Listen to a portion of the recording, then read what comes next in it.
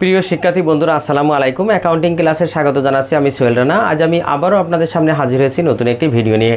আমার আজকের ভিডিওর বিষয় হলো একাদশ ও দ্বাদশ শ্রেণীদের হিসাব বিজ্ঞান প্রথম পত্রের চতুর্থ অধ্যায় রেয়ামিল। আর যে অঙ্কটি করাবো সেটি ঢাকা বোর্ডে 2023 সালে এসেছিল। তো চলুন বন্ধুরা, আগে আমরা অঙ্কটি পড়ে আসি। হারুন ট্রেডার্সের 2022 সালের 31 ডিসেম্বর তারিখের খতিয়ানের উদ্বৃত্তগুলো নিম্নরূপ। এরপর দেখেন কিছু খতিয়ানের উদ্বৃত্ত দেওয়া আছে। আর করণীয় কতে বলা হয়েছে, যে সকল দফা রেয়ামিলে অন্তর্ভুক্ত হবে না তার পরিমাণ নির্ণয় করো বা তার পরিমাণ দেখাও। তো আমরা প্রথমেই আগে জেনে আসি কোন কোন দফাগুলো রেয়ামিলে অন্তর্ভুক্ত হয় না। সাধারণত চলতি সম্পদ এর প্রারম্ভিক উদ্বৃত্ত এবং চলতি দায়ের প্রারম্ভিক উদ্বৃত্ত রেয়ামিলে অন্তর্ভুক্ত হয় না। আর সমাপনী মজুত পণ্য সাধারণত রেয়ামিলে অন্তর্ভুক্ত হয় না। এছাড়াও সম্ভাব্য দায় বা সম্ভাব্য কোনো সম্পদ সেগুলো রেয়ামিলে অন্তর্ভুক্ত হয় না। তো আমাদের এই অঙ্কে দেখেন প্রথমে যে চলতি সম্পদ হাতে নগদ 1/1/2022, এটা প্রারম্ভিক, কারণ তারিখ দিকেই বুঝতে পারছি এটা রেয়ামিলে অন্তর্ভুক্ত হবে না। তো আমরা দেখেন আগেই ছক এঁকেছি, দেখেন যে সকল দফা রেয়ামিলে অন্তর্ভুক্ত হবে না তার পরিমাণ নির্ণয়। তো প্রথমে আমাদের এখানে আসবে হাতে নগদ। আমরা এইভাবে হাতে নগদ,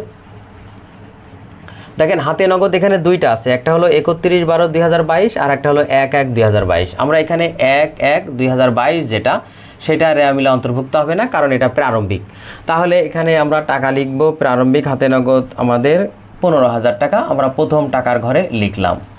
এবার দেখেন আমাদের ব্যাংক জমার উদ্বৃত্ত, এটাও প্রারম্ভিক উদ্বৃত্ত আছে, তাহলে আমরা এখানে লিখব ব্যাংক জমার উদ্বৃত্ত, এটাও চলতি সম্পদ, ব্যাংক জমার উদ্বৃত্ত।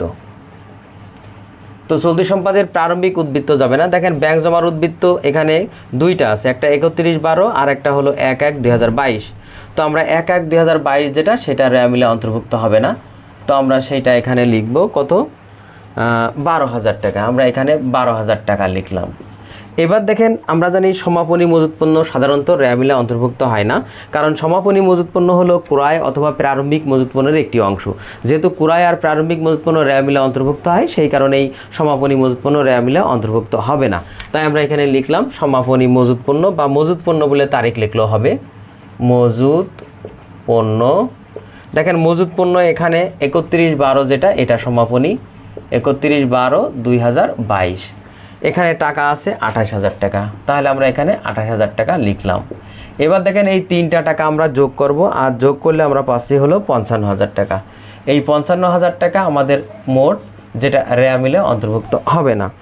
এবার দেখেন খতে বলা হয়েছে যে মোট সম্পত্তি ও মোট দায়ের পরিমাণ নির্ণয় করো। তার মানে যে রেয়ামিলের উদ্বৃত্ত দেওয়া আছে, এই রেয়ামিলের উদ্বৃত্ত থেকে মোট সম্পদ ও দায়ের পরিমাণ নির্ণয় করতে বলা হয়েছে।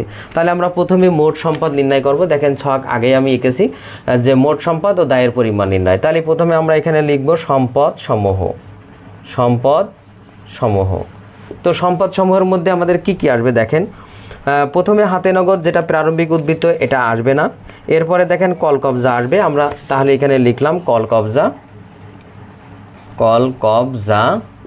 তো কল কবজা আমাদের এখানে টাকা হলো 42,000, আমরা লিখলাম। একটু ছোট করে লিখি যাতে অঙ্কটা ধরে। এবার দেখেন কল কবজার পরে আছে হলো আসবাবপত্র, তাহলে এবার আমরা লিখব আসবাবপত্র।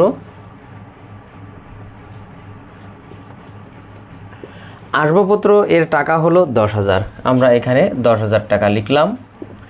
এরপরে দেখেন আসবাবপত্রের পরে আছে ব্যাংক জমা, এটা প্রারম্ভিক উদ্বৃত্ত, এটা আসবে না, কারণ প্রারম্ভিক উদ্বৃত্ত আমি আগেই বলেছি যে সমাপনী উদ্বৃত্তর মধ্যেই প্রারম্ভিক উদ্বৃত্ত থাকে, সেই কারণে প্রারম্ভিক উদ্বৃত্তগুলো এখানে সম্পদ হিসেবে গণ্য হবে না। কারণ একটা উদাহরণ দিয়ে বোঝাই, ধরেন আপনার বছরের শুরুতে 10,000 টাকা আছে, সারা বছর আপনি কিছু খরচ করলেন, হয়তো কিছু আছে, এরপরও কিছু টাকা নগদ অন্য কোনো জায়গা থেকে এসেছে, এখন বছর শেষ, এখন দেখবেন যে আপনার উদ্বৃত্ত অনেক, তার মানে 10,000 যদি নিয়ে শুরু করেন, এখন দেখা যাচ্ছে হয়তো 20,000 বা 30,000 আছে। তো ওই প্রথমে যে টাকাটা ছিল ওইটাও বুঝে নিতে হবে যে এই সমাপনীর মধ্যে আছে, সেই জন্য এই সমাপনীটাই অন্তর্ভুক্ত হবে, প্রারম্ভিকটা এখানে আর বিবেচনা হবে না। তো এবার দেখেন এখানে আমাদের আসবাবপত্র, এরপরে ব্যাংক জমা যাবে না প্রারম্ভিক, এরপরে সুনাম আছে, তাহলে আমরা সুনামটা লিখি, সুনাম। সুনামের টাকা হলো আমাদের 10,000 টাকা, আমরা এখানে টাকার ঘরে লিখলাম 10,000। এবার সুনামের পরে আছে হলো আমাদের হাতে নগদ যেটা সমাপনী, তাহলে আমরা এখানে হাতে নগদ মানে 31/12 যেটা, 31/12/2022, এটা আমরা লিখব। তো হাতে নগদ আমাদের এখানে কত, 8,000 টাকা, আমরা 8,000 টাকা লিখলাম। এরপরে হাতে নগদের পরে আমাদের আছে দেখেন মজুদ পণ্য, সমাপনী মজুদ পণ্য, এটাই সম্পদ। তাহলে আমরা এখানে লিখব সমাপনী মজুদ। দেখেন সমাপনী মজুদ পণ্য রেয়া মিলে যায় না, ঠিক আছে, কিন্তু এটা তো চলতি সম্পদ, সেজন্য এখানে সম্পদ নির্ণয় করতে বলা হয়েছে, এজন্য এখানে আমাদের আসবে 31/12/2022। তাহলে সমাপনী মজুদ পণ্য আমাদের এখানে কত? 28,000 টাকা। আমরা এখানে 28,000 টাকা লিখলাম।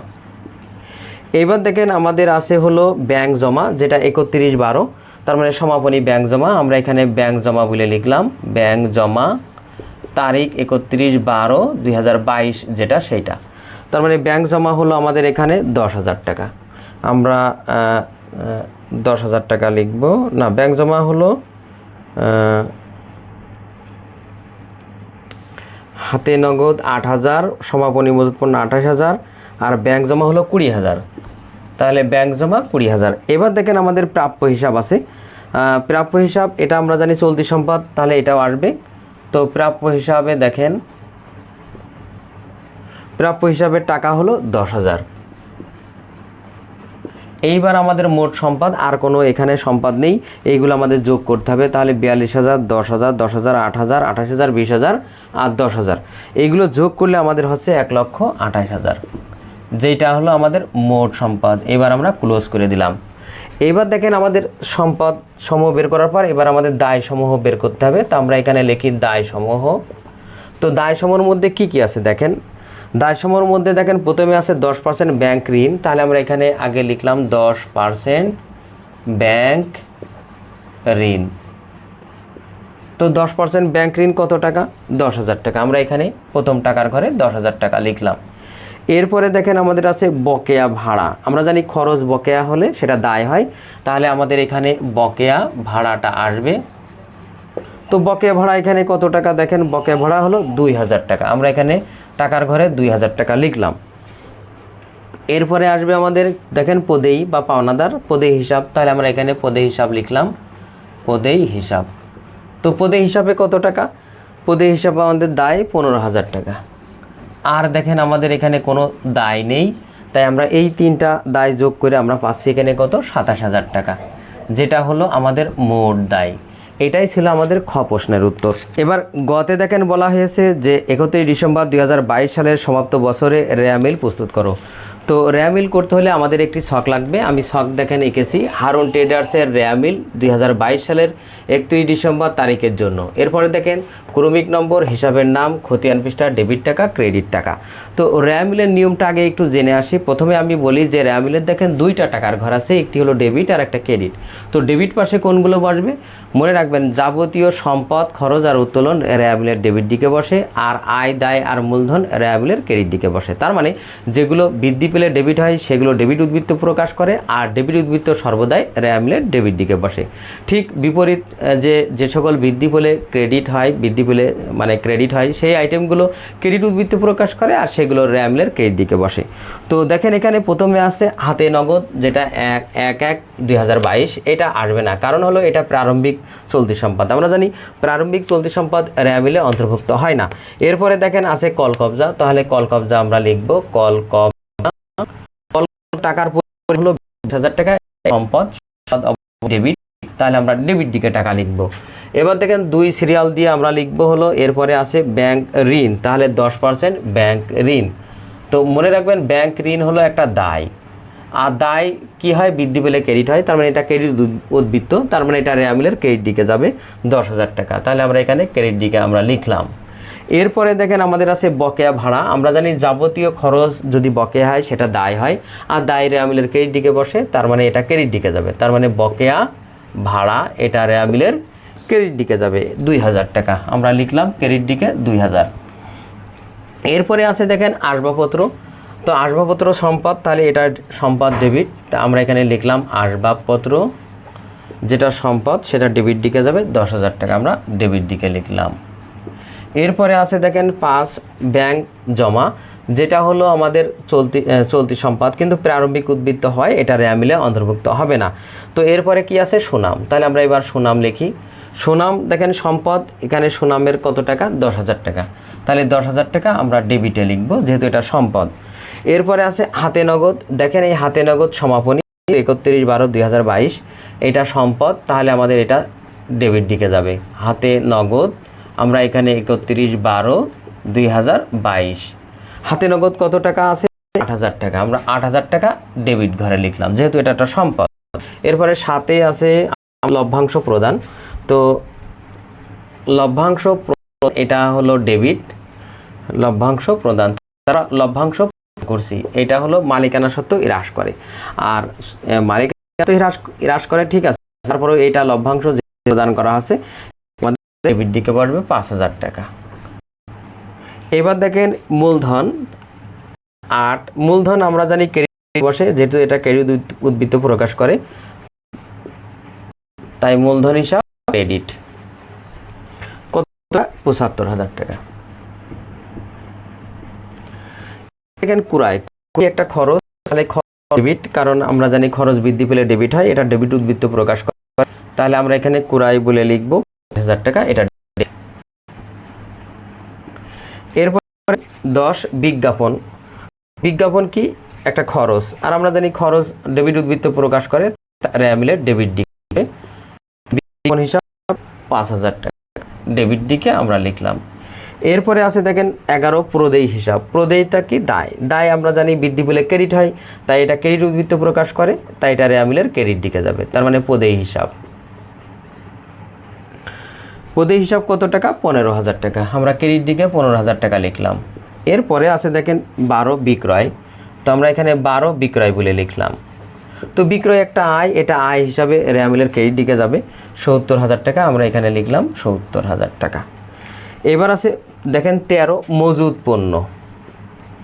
মজুদ পণ্য দেখেন 1/1/2022 যেটা হলো প্রারম্ভিক মজুদ, এটা হলো ক্রয়ের অনুরূপ, তার মানে গত বছরের ক্রয়কৃত পণ্য যেটা গত বছরে বিক্রি হইল না, সেটা ওই বছরের শেষে সমাপনী মজুদ পণ্য ছিল, এই বছরের শুরুতে এটা আবার কি প্রারম্ভিক মজুদ পণ্য, এটা খরচ, তাই এটা ডেবিট উদ্বৃত্ত প্রকাশ করে, এটা রেয়ামিলের ডেবিট দিকে বসবে। তাহলে আমরা এখানে লিখব মজুদ পণ্য ব্র্যাকেটে 1/1/2022। তো মজুদ পণ্যর টাকা হলো 10,000 টাকা, ডেবিট দিকে বসবে। এরপরে আছে দেখেন 14 বিক্রয় বার্তা। তো বিক্রয়টা কি? আয়, তার বিপরীত হলো বিক্রয় বার্তা, মানে বিক্রয় করছিলাম তার কিছুটা ছাড় দিয়েছি, সেজন্য এটা বিক্রয় থেকে হ্রাস পায়, তার মানে বিক্রয় থেকে বিয়োগ হয়। যেহেতু বিক্রয় ক্রেডিট আয়, তাহলে বিক্রয় বার্তা নিশ্চয় ডেবিট, যেহেতু বিক্রয়ের বিপরীত এটা, তাহলে আমরা এখানে লিখলাম বিক্রয় বার্তা। বিক্রয় বার্তা আমাদের এখানে আসবে ডেবিট 2,000 টাকা, আমরা ডেবিট পাশে বসালাম। এবার দেখেন 15, তার আগে দেখেন সমাপনী মজুদ পণ্য, এটা রেয়ামিলে যায় না, বিক্রয় বাটার আগে। এরপরে দেখেন ব্যাংক জমা। ব্যাংক জমা এটা সম্পদ, অবশ্যই রেয়ামিলে যাবে, তবে 31/12 সেই কারণে সমাপনী, তাহলে আমরা এখানে লিখি ব্যাংক জমা 31/12/22। ব্যাংক জমা কত? 20,000 টাকা। আমরা এটা সম্পদ যেহেতু, তাই ডেবিট দিকে লিখলাম। এরপরে আছে 16 সর্বশেষ, যেটা প্রাপ্য হিসাব। তাহলে আমরা এখানে প্রাপ্য হিসাব কি? সম্পদ, তাই আমরা এখানে সম্পদ বৃদ্ধি পেলে ডেবিট হয়, তার মানে ডেবিট উদ্বৃত্ত প্রকাশ করে, সেই কারণে 10,000 টাকা আমরা ডেবিট দিকে লিখলাম। এবার দেখেন আমাদের আর কোনো আইটেম নেই, আমরা এবার দুই পাশ যোগ করব। তো দেখেন ডেবিট দিকে যোগ করে হচ্ছে আমাদের 1,72,000, আমরা ক্লোজ করব। ঠিক ক্রেডিট দিকেও আমাদের যোগ করে হবে 1,72,000, তার মানে আমাদের দুই পাশ মিলে যাবে, আর তখনই আমাদের রেয়ামিল হয়ে যাবে। তো এটাই ছিল আমাদের আজকের অঙ্ক। তো ছাত্রছাত্রী বন্ধুরা, আজ এই পর্যন্তই। আমার ভিডিওটি কেমন হলো অবশ্যই কমেন্ট করে জানাবেন। যদি ভিডিওটি ভালো লেগে থাকে অবশ্যই ভিডিওতে একটি লাইক দেবেন। এছাড়াও অন্যান্য বন্ধুদের দেখার সুযোগ করার জন্য অবশ্যই ভিডিওটি শেয়ার করবেন। আর আমার চ্যানেলে আপনি নতুন হয়ে থাকলে অবশ্যই আমার চ্যানেলটি সাবস্ক্রাইব করবেন। সবাইকে ধন্যবাদ। আল্লাহ হাফেজ।